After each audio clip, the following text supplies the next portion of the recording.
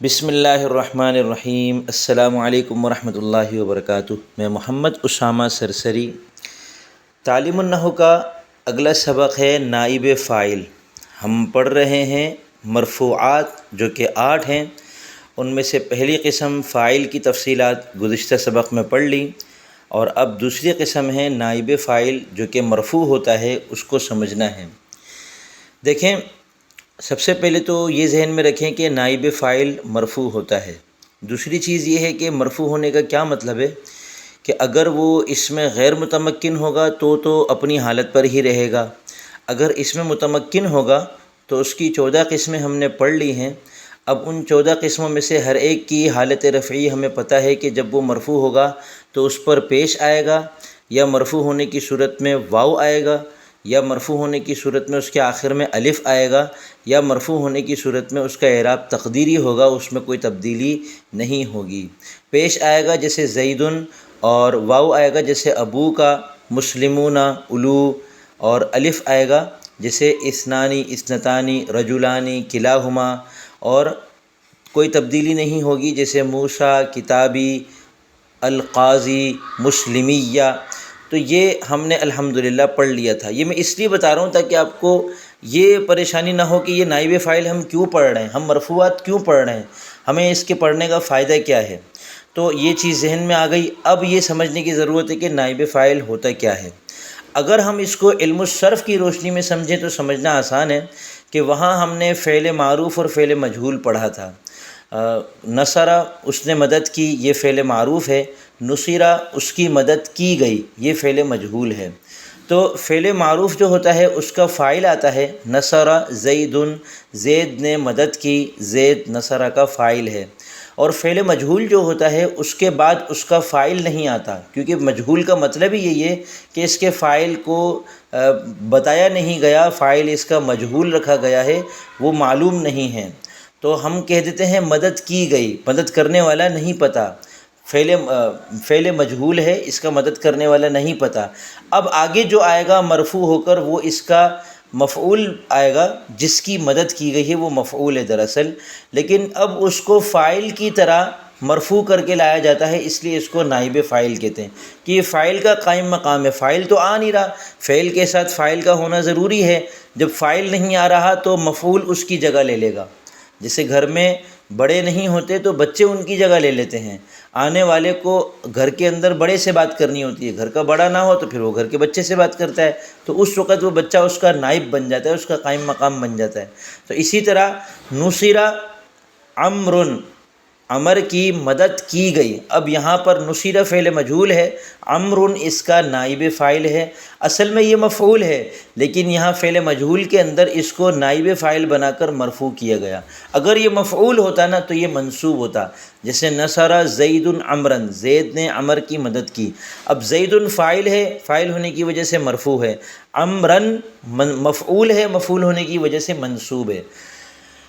اگر اسی کو نصر زید عمرن کو ہم کر دیتے ہیں نصرہ عمرن، ہم زید کو بتایا نہیں گیا لہذا نصرہ کر دیا گیا، اور ترجمہ ہے عمر کی مدد کی گئی۔ بات ایک ہی ہے، زید نے عمر کی مدد کی یا عمر کی مدد کی گئی۔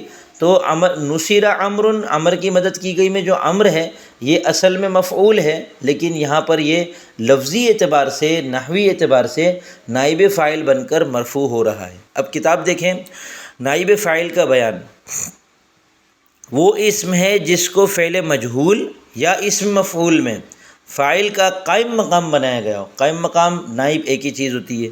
اب آپ کہیں گے فعل مجہول تو آپ نے سمجھا دیا، اسم مفعول کا کیا مسئلہ ہے؟ تو پیچھے ہم نے پڑھا تھا شبہ فعل، اسم فاعل، اسم مفعول وغیرہ، یہ شبہ فعل ہوتے ہیں، یعنی فعل کی طرح عمل کرتے ہیں، فعل عمل کرنے میں فعل کے مشابہ ہوتے ہیں، اور ان کا بھی فاعل یا نائب فاعل ہوتا ہے۔ تو اسم فاعل جو ہے اس کا فاعل ہوتا ہے، اور اسم مفعول جو ہے اس کا نائب فاعل ہوتا ہے۔ جب ہم کہتے ہیں رأیت کاتبا، میں نے لکھنے والے کو دیکھا، تو اب یہ کاتباً جو ہے یہ اسم فاعل ہے، اس کے اندر جو ضمیر ہے جو چھپی ہوئی ہے دراصل وہ اس کا فاعل ہے۔ اسی طرح جب ہم کہتے ہیں رأیت مکتوباً، میں نے مکتوب کو دیکھا، میں نے لکھے ہوئے کو دیکھا، تو مکتوب کے اندر ایک ضمیر چھپی ہوئی ہم مان لیتے ہیں یہاں پر، اور وہ اس کا نائب فاعل ہے۔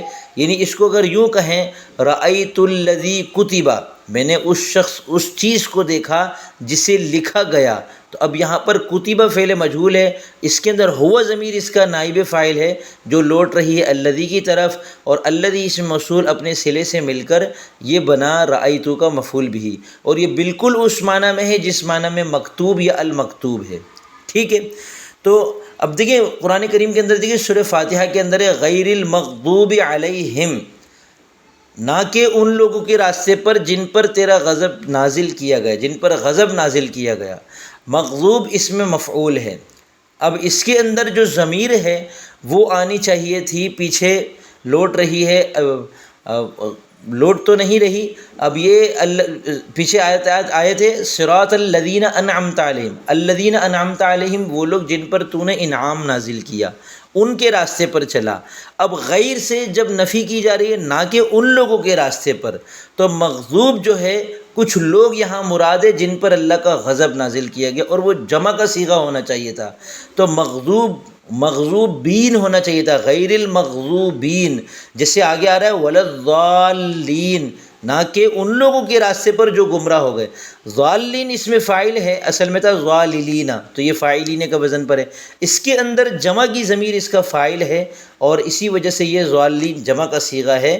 اور اب اس یہاں پر مغضوب واحد کیوں ہے؟ کیونکہ اس کے اندر جو جمع کی ضمیر تھی جو کہ ضالین میں نظر نہیں آ رہی ہم کو، میں کہ سمجھا رہا اس لیے مثال اس لیے لایا ہوں کہ یہاں ضمیر موجود ہے۔ مغضوبین تھا، لیکن عربی عبارت کے اندر جو غضب کا لفظ ہے جب اس کا مفعول آتا ہے تو وہ علی کے واسطے سے آتا ہے۔ اب اس کو صلہ کہتے ہیں۔ فعل جو ہے وہ بعض اوقات کسی کا مفعول ڈائریکٹ آ جاتا ہے، اردو میں بھی یہ صحیح ہے، جیسے میں نے اس سے پوچھا، تو جس سے پوچھا جا رہا ہے اس کے لیے سے آتا ہے، میں نے اس کو مارا، اب یہاں کو آ رہا ہے۔ ایسے ہی عربی میں کبھی من آتا ہے، کبھی ان آتا ہے، کبھی علا آتا ہے، کبھی کچھ نہیں آتا۔ اب سألہم، اس نے ان سے پوچھا، یہ سأل جو ہے سوال عربی میں یہ بغیر صلے کے آتا ہے، لیکن جو غضب ہے یہ علا کے صلے سے آتا ہے۔ تو یہاں پر ہے غیر المغضوب علیہم، اب مغضوب کے اندر جو ضمیر تھی جمع کی جس کو مفعول بنانا تھا، غضب چونکہ مفعول کو علا کے صلے سے لاتا ہے، اس لیے یہاں پر علا کا صلہ آیا آگے، اور ہم ضمیر نظر آ رہی ہے آپ کو۔ یہ ہم جو ہے یہ علا کے واسطے سے مغضوب کا نائب فاعل تھا، جو کہ اب نائب فاعل نہیں رہا، بلکہ اس کو علا کے واسطے سے مجرور بنا دیا گیا، متعلق بنا دیا گیا۔ میں یہ سمجھانے کے لیے لایا ہوں کہ اس میں مفعول کا جو لفظ ہوتا ہے اس کے اندر ضمیر ہوتی ہے۔ اب آپ کہتے ہیں رأیت المکتوبہ، میں نے لکھی ہوئی چیز کو دیکھا، یہاں ایک نحوی عبارت، نحوی چیز ایک اور بھی سمجھ لیں کہ اس میں فاعل اور اس میں مفعول پر جو الف لام آتا ہے وہ الذی کے معنی میں ہوتا ہے، تو المکتوب کا مطلب ہے الذی کتبہ۔ اب کتبہ جو ہے اس کے اندر ہوا ضمیر آپ کو پتہ ہے ہوتی ہے، اسی طرح المکتوب کے اندر بھی ہوا ضمیر ہے جو کہ اس کا نائب فاعل ہے، تو یہی پہلی عبارت میں اس میں مفعول کا مطلب ہے۔ جیسے نصر زید میں زید منصور ابوہ میں ابوہ، زید منصور ابوہ، زید کے بارے میں خبر دی جا رہی ہے کہ اس کے والد کی مدد کی گئی ہے۔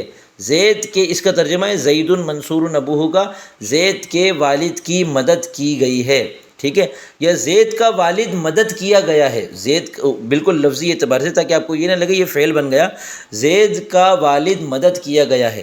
یہاں زید مبتدا ہے، منصور ابوہ اس کی خبر ہے، اور منصور ابوہ کی ترکیب اس طرح ہوگی کہ منصور اسم مفعول ہے اور اسم مفعول کا نائب فاعل ہوتا ہے، تو ابوہ مضاف مضاف الیہ مل کر منصور کا نائب فاعل ہے، منصور اسم مفعول اپنے نائب فاعل سے مل کر زید کی خبر ہے، مبتدا خبر مل کر جملہ اسمیہ خبریہ ہو، اس کو ترکیب کرنا بھی کہتے ہیں، ٹھیک ہے۔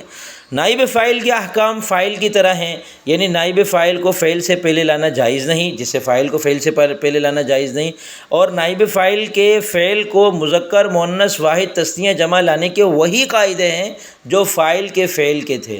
اوپر آپ نے فاعل کے بارے میں پڑھ لیا کہ اس کا فعل کب واحد ہوتا ہے، کب تثنیہ، کب جمع، اور کب مذکر ہوتا ہے اور کب مؤنث، تو وہی ضابطے اس میں نائب فاعل کے فعل کے بھی ہوں گے، ٹھیک ہے۔